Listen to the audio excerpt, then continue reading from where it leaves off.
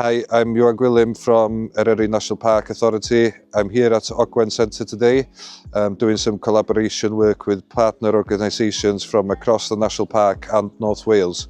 And we'll be doing a series of social media reels and engagement over this visitor season to show people how to visit the area sustainably and responsibly. My three asks really of you is, please, you're more than welcome to come to the area, but please respect it. Park safely and responsibly, and also think ahead, think about where you are going to park and plan your journey a little bit. But other than that, we want you to come to the area, enjoy it. Thank you. So the North and Mid Wales Trunk Road agent have already made improvements for parking in the area of Ogwen.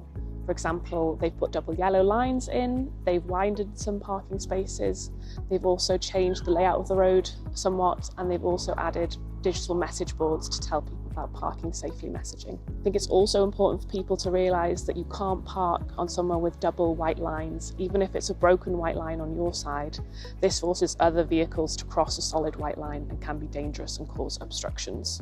I'd encourage anyone who's visiting the area to use public transport to get here. There are a lot of really good options. Siwr Wyddfa, the T10 from Ogwen.